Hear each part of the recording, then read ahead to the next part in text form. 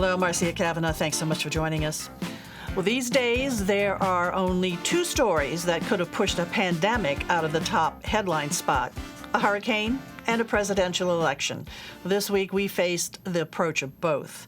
We'll look tonight at what we learned from Hurricane Zeta, including dealing with power outages and the forecasting. We'll also look at what to expect from Louisiana in the presidential contest and some key local ballot issues. Joining us are tonight's Informed Sources: Errol Laborde, producer of Informed Sources; Stephanie Grace, political columnist, the Times Picayune, the New Orleans Advocate; and Dave Cohen, news director, WWL Radio. I'm going to stay with Dave, and let's talk Zeta. Its path, its sudden intensity, What about this storm coming late in the month? So many things unprecedented about this hurricane. Let's start with the fact that until this hurricane, it was believed you could not have a hurricane in the Gulf if the water temperature was less than 80 degrees. Well, the water temperature was 78 degrees, and we had what may turn out to have been a Category 3, definitely a Category 2 hurricane, making landfall over Cocodrie and roaring in with intense power. Yes.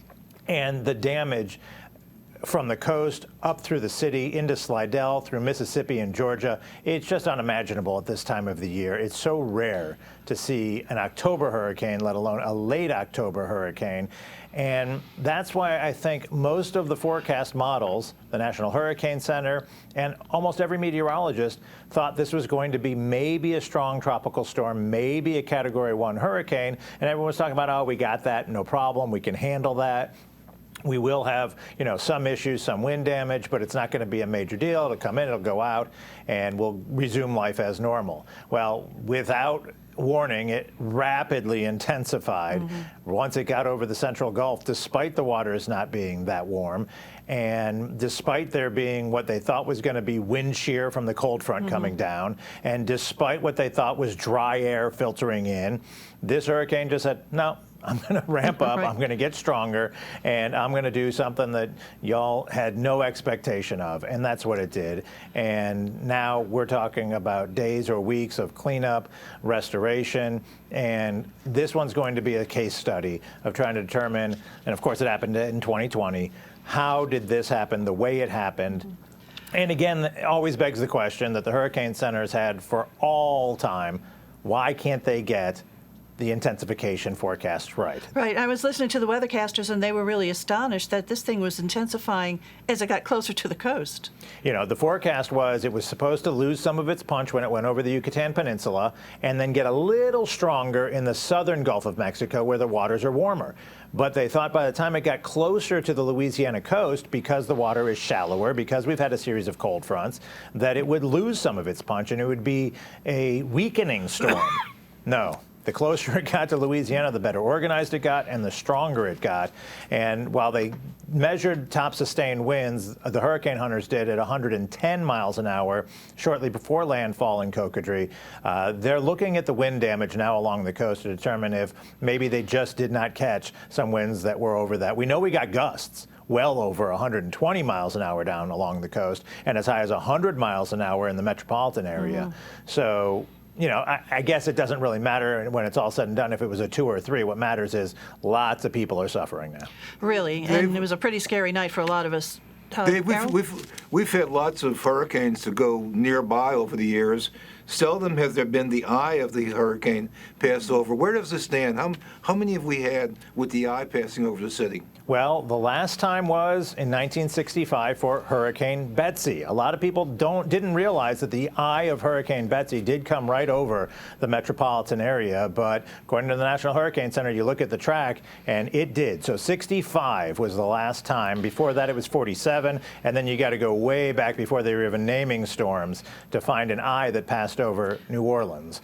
There have been some close. There have been some over Plaquemines, over St. Bernard, over Lower Jefferson, but we haven't had one come right over the city of New Orleans. And, while it was devastating and it was not a good thing, That's a story a lot of people are going to tell for a long, long time of their experience in the eye. Before we came on the air, everyone was telling about where they were when the eye came over. And the colors that they saw, that yellowish sky, and then some folks saw the blue and turquoise type of flashes. Looking at that graphic of Betsy, you could see it loop to loop. I just remember that in the Atlantic Ocean. That thing was just doing loops, and then finally it came our way. With this storm, with Zeta, the path was pretty consistent. It was, and to the Hurricane Center's credit, they got the path right even before this thing had formed. The models were showing it coming right to New Orleans before it was even a tropical storm in the Caribbean, before it hit the Yucatan, and they never wavered from that path. So the path accuracy, very good. The intensity accuracy, horrible once again. That's something they're working on, but the computers, the humans, no one's been able to get that right. The other odd thing, of course, is how late it was in the season. October 28th landfall. You want to find a hurricane that hit Louisiana that late in the season before, particularly in this region, you got to go back to 85 and Juan, and talk about looping. Juan made 2 landfalls. It came in, went back out, and came back in, and that was on October 29th and October 30th back in 85. So unprecedented, the late season, the cooler temperature of the waters, the intensification that was unexpected, the eye passing over New Orleans. It's just one thing after another that is unprecedented or very rare. And I guess if it's going to happen, it's going to happen in 2020. But Dave, remember really early in the year, before the hurricane season started, those guys in Colorado, and they always talk about the weather, and they said this is going to be a very, very intense and a very, very active hurricane season. And boy, they really got it right. Yeah, well, let's talk about that. This was Zeta. It's the only second time we've ever had a Zeta before. The last time, of course, was in 2005, the year of Katrina. We've never had an Eta, and it looks like that is likely to happen. There's a system down in the Caribbean now forecast to hit Central America in the next week or so that is likely to become Tropical Storm or Hurricane Eta. It'll be the first time we've ever gotten that far into the Greek alphabet. They told us we were going to run out of names. We were going to get into the Greek alphabet, but we're about to see that for the first time ever. We get to Eta. Now, that will tie the record for the most storms in a season, because they went back to 2005 and they found a storm that hit the Canary Islands that they did not record prior to that happening, and they added it to the list but didn't give it a name. So there were 28 storms in 2005, only 27 named storms. Eta will be the 28th named storm this year. Okay, well, we hope Eta stays very clear of us, hoping these cold fronts will do the work that just didn't happen this time around. You might see some crazy models 2-3 weeks out on social media. Way too early to be looking at that kind of trajectory and model guidance, and we don't know what's going to happen other than over the next week or so. This system will probably become Eta and hit Central America, and we'll see what happens from there. All right, Dave, thanks a lot for that update. We're going to come back to you to talk about the power outage situation, which, of course, many of us are experiencing. Errol, though, first to you, because we do have a presidential election coming up in a matter of days. So explain to us what happens with Electoral college votes. Yeah, a lot of people are excited about the election and the importance of going to vote. And it's important to vote, but you need to understand that the presidential election is different from any other kind of election, because the presidential election is really 50 state elections rather than to be thought of as one national election. So they'll total the popular vote nationwide, but that's not what matters. It's the electoral votes. It's the votes that are assigned by the states. As remember 4 years ago, Hillary Clinton, won the popular vote, but she didn't have the electoral votes. And so when we vote, our vote matters as far as it contributes to the total for Louisiana and determines which way Louisiana's electoral votes go. Now, I got to tell you, the polls at this point show Trump heavily in the lead in Louisiana, like 19, 20, 20 points. And history's on that side because of I think the last 12 presidential elections, Louisiana has voted Republican. And the only time they voted Democrat for president is when you had the Southern governor running. It was Jimmy Carter and twice for Bill Clinton. And so it is likely that a vote cast for the Democrats, to go into the pot for Louisiana, but the totals are pretty heavy. And Louisiana is not that important of an electoral vote state. It's not one of the contenders that people are really going for. It's not a Florida or Wisconsin or Michigan. So you just need to understand that it's different. Well, tell us how many votes, Electoral College votes, does Louisiana have? Louisiana is 6 right now, and so it's Florida's 29, and so that makes it. And you know, if it's a really close election, I mean that those votes could make a difference. But the fact is, the Electoral College makes a difference. Now, every year you get these renewed debates. Why do we need the Electoral College? Why don't we get rid of them? And there are some arguments on behalf of them. It's kind of like the philosophical argument that this country, it was really the states that created the country and not the country that created the states. And so that's why they called it the United States. And so when they created their federal government, they wanted to create a way that the states would actually be doing the electing of the president. And so it was a sign that each state had so many votes, and that was the Electoral College. And there was a day in December when they'd go and cast their electoral votes. And in the original days, it wasn't even the people who were voting for the Electoral College delegates. It was most often the state legislatures. And so the system has morphed, but it still comes down to the Electoral College.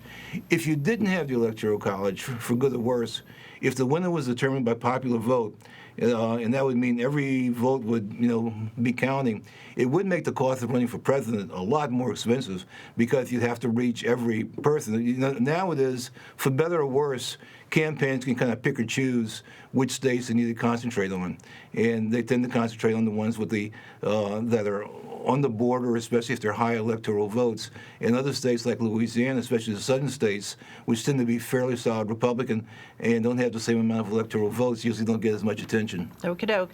Okay, election day, November 3rd. Thanks a lot, E. Stephanie, over to you. Let's take a look at a big local, hotly contested race here in Orleans Parish. That's for DA. Right. I mean, it's been so hard for these candidates, even in really big races, to kind of break through with the presidential race. I mean, now the hurricane, everything. But there's a really important race on the ballot in Orleans, and that is to replace Leon Cannizzaro, who is retiring after 2 6-year terms, so 12 years. So it's the first change in a very long time. Remember, the last elected DA before him was Eddie Jordan. Remember when he came in and things went south pretty quickly, and actually one of the candidates in this election, Kiva Landrum, ended up filling his shoes as an interim district attorney when he had to resign. He was basically forced out. A hiring scandal and some other issues. So Leon Cannizzaro came in, and he was kind of a consensus candidate 12 years ago. He became much less so later in his time in office. He's someone who really espoused the kind of tough on crime, law and order, lock 'em up philosophy, which has really gone out of favor in a lot of cities especially. There's a very big reform movement that is focused on less incarceration, certainly for nonviolent crimes. So there are issues like should the district attorney use something called the habitual offender law that allows them to get enhanced sentences if somebody had previous convictions. Leon Cannizzaro did that quite a lot. All of the candidates seeking to replace him are saying they would either eliminate it or use it much less, things like that. There are 4 candidates on the ballot. Kiva Landrum, as I mentioned, who's been a judge since then for 12 years. Jason Williams, the city council president. Arthur Hunter, a former judge, also a former cop. And Morris Reed, who is someone who's been kind of a perpetual candidate. He's been a judge and had various jobs. Most people expect the three other than Reed have really been able to raise some money and have more stature. So if we're looking at a runoff, we're probably looking at 2 of those 3. The other issue other than law enforcement that is hanging over this race, of course, is Jason Williams' tax charges. He is under a federal indictment. There is no 2 ways, there is no dancing around that, which is a very difficult position for someone running for higher office and running to be a prosecutor. That's a tough sell, I think, for a lot of voters. You're asking them to really take a leap of faith. He absolutely says he's innocent. He says he's being targeted. And in fact, he's trying to turn it into a positive to say that it's something, he understands what it's like to be wrongfully charged or wrongfully pursued by law enforcement. So, but it really seems like he has successfully done that, because it doesn't feel like it's been a major issue in the race. It's kind of like a footnote to the race. Oh, and by the way, he's under federal indictment. Isn't that interesting? And again, he's so well known. He's definitely the highest profile of the candidates. The others are former criminal court judges, but you're not on TV all the time if you're a judge. You're on TV all the time if you're the city council president. And he's, very charismatic. We've all seen him. He has really pursued these criminal justice reform policies from his spot on the council. He's, of course, a defense lawyer by trade. He hasn't been a prosecutor. Kiva Landrum has actually, Morris Reed has too, but Arthur Hunter is not. So again, it's an interesting, everybody's running as a criminal justice candidate, but so there's a little bit of a criminal justice reform candidate. So it's a little bit of kind of how much of one, are you going all the way? Are you going 90% of the way? But really all of them are running very much against Leon Cannizzaro and his philosophy and record. So I think if we get to a runoff, which seems likely at this point, we're going to have a better chance of distinguishing between the remaining two candidates. Certainly without the presidential election, if it's over next week, hopefully it will be, taking up all the oxygen. Okay. And hopefully the hurricanes will be over too. Yes, that's right. Okay, thanks a lot, Steph. Dave, let's go back over to you. And, there's a lot of folks who do not have power as we speak. A lot. In Jefferson Parish, probably the most, certainly in our metro area. What happened here? Well, I looked right before we came on the air, and 313,000 power outages still in southeast Louisiana just from Entergy, not to mention those on the North Shore with CLECO. And, a lot of people thought, this is going to be okay. We're not going to have a lot of power outages from this small hurricane, this maybe strong tropical storm, because the entire grid was rebuilt after Katrina. It's hardier. It can handle this. This is just maybe a Category 1. No, the grid was really ripped apart. Now, the good news is the big transmission lines and towers like we saw from Laura over in western Louisiana, those weren't knocked down here. So we're talking about, they keep telling us a week to 10 days before 90% of all customers are reconnected based on historical reconnections from a Category 2 hurricane. But there are reasons to believe that it might be a little bit faster than that. But it's a wait and see. The truth is there are a lot of power lines down, there are a lot of poles snapped, and there are a lot of folks without, any idea of when the electricity is going to come back on. They told us today they finished their restoration plan. The first 24 hours was spent inspecting and then coming up with a plan on how do we reconnect everyone, where do we start, and what materials and people do we need to make it happen. Today they started enacting that plan. And the governor said this morning that he thinks by tomorrow we're going to see rapid numbers of people getting their electricity back on. And of course, with the election on Tuesday, there's a lot of concern. Right. Yeah, for polling places, that there is some concern about that. Some people might need to go to a place that's totally unknown to them at this point. Right. And the governor said they won't know really until Sunday what the plan's going to be, because they want to keep as many polling places where they are currently, because it's going to be a challenge to communicate to people where to go vote if it's not where they currently vote. So they're trying to, and they're really putting the pressure on Entergy to get those polling places reconnected and up and running. The Secretary of State's working with the Registrar of Voters and the Clerk of Courts to look at bringing either battery backups for the machines to sites where they might not have electricity, or generators. They're also looking at if they can move them to sites nearby that have electricity. The mayor has talked about maybe using the Smoothie King Center as a central location where people from all over the city can go vote, but that raises more concerns about voter suppression if it's not within walking distance or easy travel distance from their homes like normally. So we'll see.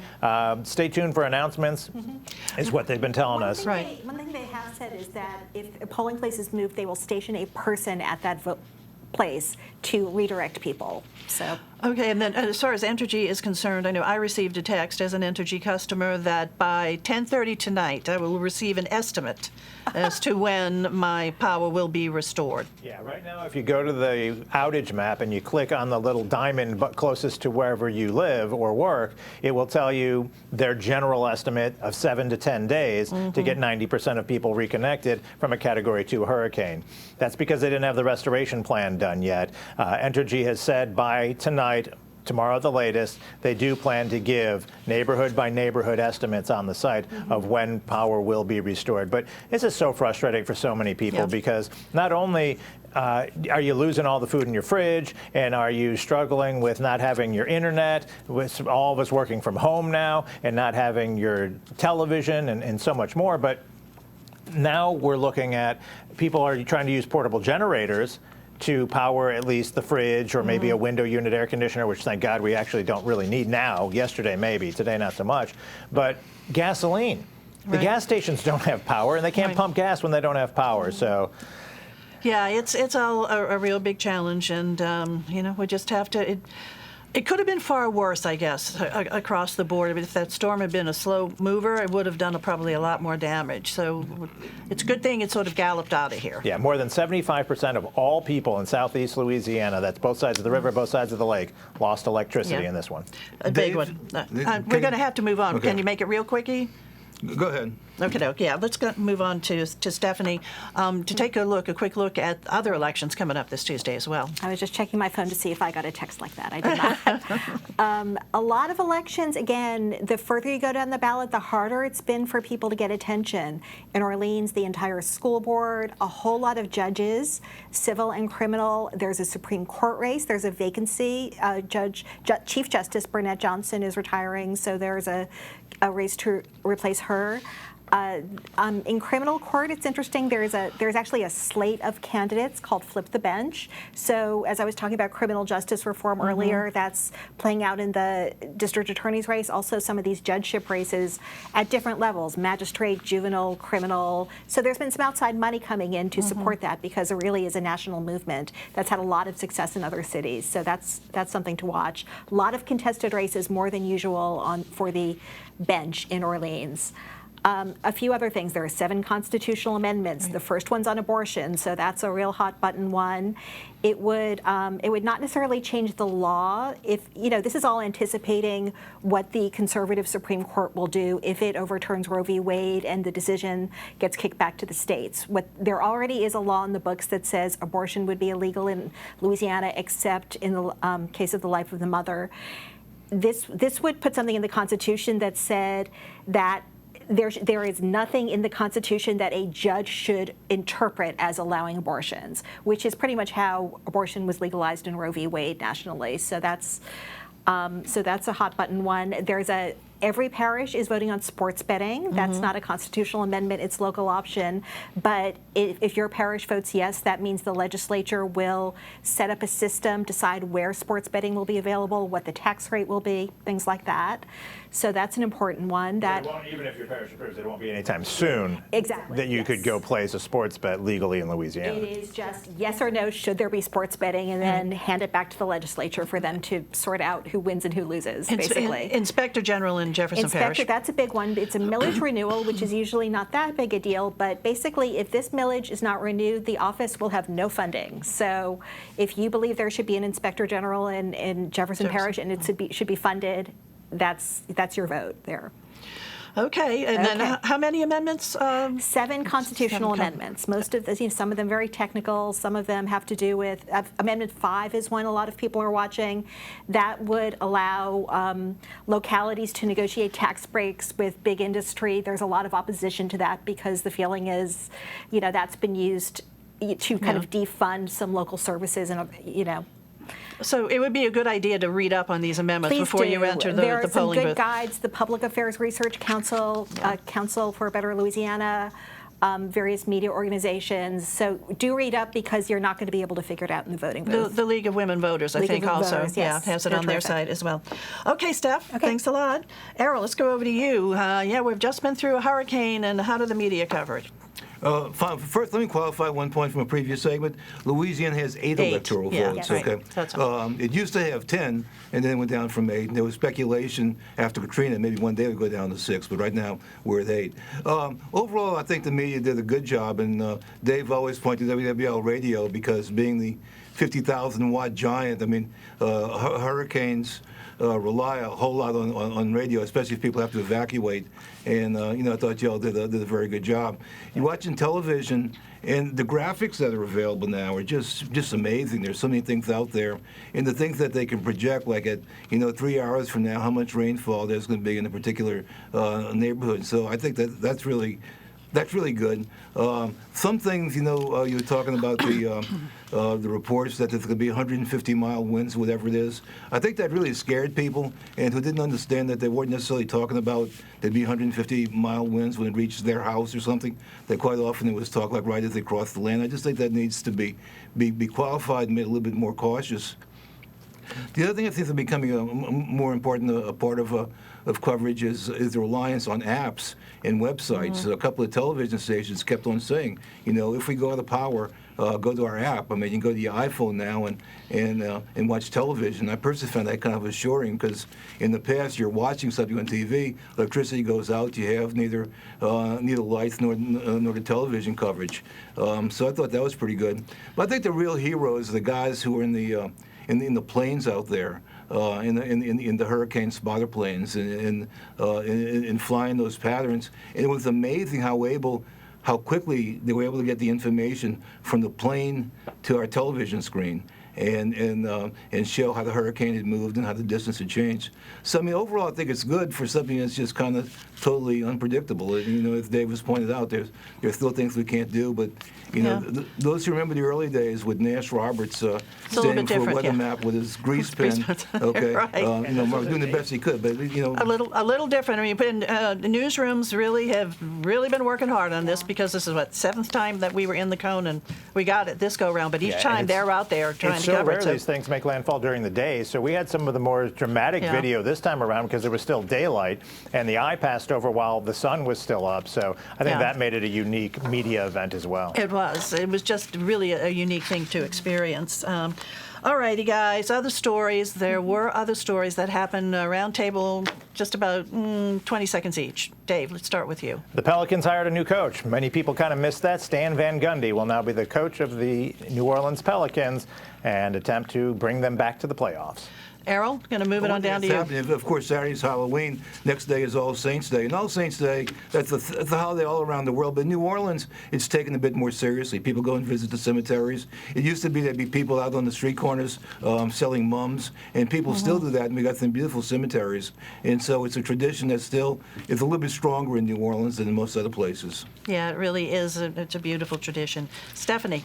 As coronavirus cases keep rising across the country, the Louisiana House of Representatives, the Republicans there, filed a petition to overturn Governor John Bel Edwards' emergency authorization restrictions. That's now in court before a Baton Rouge judge.